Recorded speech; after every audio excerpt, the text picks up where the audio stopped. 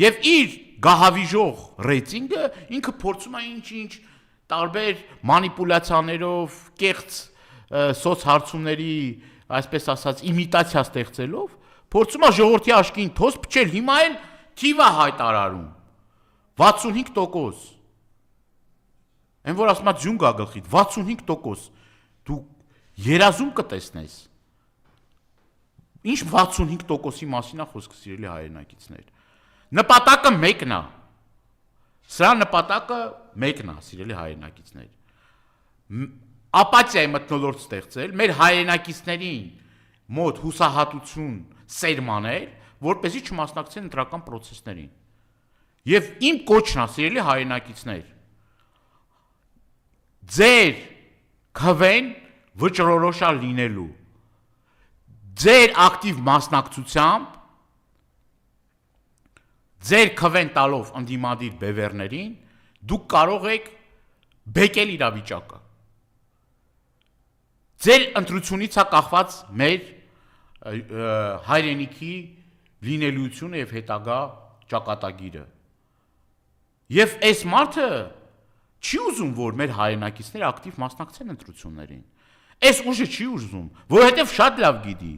որ եթե իրենից դժգո էլեկտորատը գնա եւ մասնակցի ընտրություններին, ինքը ոչ միայն շանս չի ունենալու հաղթելու, այլ ջախջախիչ պարտություն է կրելու, ջախջախիչ պարտություն է կրելու։ Ես այդ համոզմունք ունեմ։ Բայց ինքը ուզում է ինչ անի, վախեցնի, ժողովրդին հուսահատեցնի։ Երբեք չտրվեք այս մանիպուլյացիաներին, այս քարոզչությանը։ Դուք եք որոշում ձեր երեխաների ապագան։ Դուք եք որոշում մեր երկրի վաղվա օրը։ Եվ հետո, սիրելի հայրենակիցներ, չբողոքեք, չասեք, որ գիտեք, այս ինչ է կատարվում, այս ինչ անարդարություն է կատարվում, այս ինչ անվտանգային ռիսկերը կան։ Ընդամենը մի ժամ, կես ժամ տրամադրելով դուք կարող եք լրիվ այլ ընթացք եւ լրիվ այլ իրավիճակ ստեղծել Հայաստանի Հանրապետությունում։ Եվ իր այս ջղաձգության հենց գլխավոր պատճառը այն է, որ ինքը շատ լավ հասկանում է, որ այլևս ինքը շանս ու հնարավորություն չունի։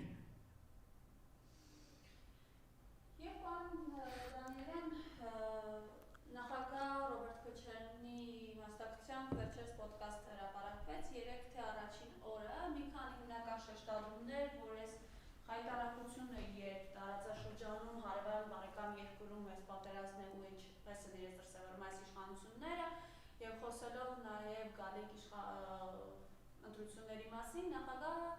ըստեյության այսպիսի մի շեշտադրում արեց, որ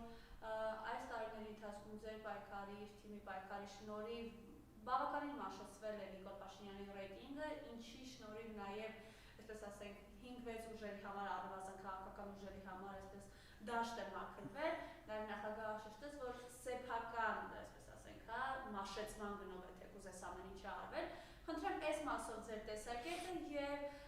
դուք էլ հանդիպում եք ժողովրդին, գնում եք մարզեր, տեսնում եք, մանավանդ դուք անձնապես հաճախ եք լինում մարզերում եւ կամ թեկուզ քաղաքում ձեզ մոտենում են շատ մեր հայրենակիցներ, իրենք ինչ են ասում, դուք ինչ անելիքներ ունեք։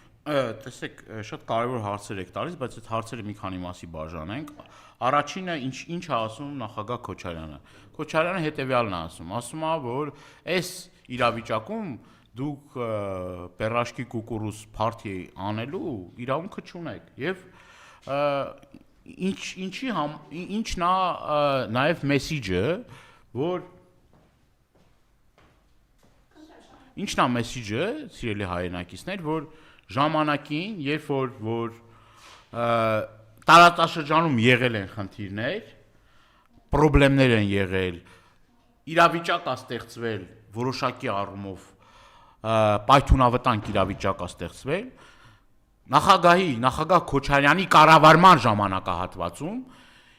իր ձեռքի տակ եղած գործիքակազմը օգտագործել է, իր կապերը օգտագործել է, որպեսզի դա տեղի չունենա։ Շատ փակագծեր կան, հուսով եմ, որ նախագահը ինքը կբացի, բայց ես այդ ցանկությունը ունեմ, որպեսզի նախագահը խոսի եւ ասի այդ ժամանակահատվածի իր միջնորդական առաքելության մասին, թե ինչա արվել այդ ընթացքում, շատ կարևոր է դա հասկանալու, մեր ժողովրդին հասկանալու համար, թե ոնց պիտի լինի իրական երկրի ղեկավարը, ոնց պիտի լինի առաջնորդը, որը որ այդ իրավիճակում բավականին խնդրահարույց իրավիճակում, երբ որ կրկնում եմ, այդ իրավիճակը ստեղծվել է, հենց իր ջանքերով դա կանխվել է։ Եվ սրա մասին նորից եմ կրկնում, նախագահ Քոչարյանը պետք է խոսի, որ շատ մարդկանց աչքերը բացվի եւ հասկանան ի վերջո ղեկավարի ֆունկցիան եւ ղեկավարի պարտականությունը որն է։ Եվ այդ մի կողմից մենք տեսնում ենք ղեկավար, որը որ բավականին պրագմատիկ գործերով, քայլերով եւ իր անելիքներով եւ իր արածով ներկայանում է եւ մեկը ով որ չունի որևէ հետագից, որ բացի աղետներից մեզ որևէ մի լավ բանի չի բերել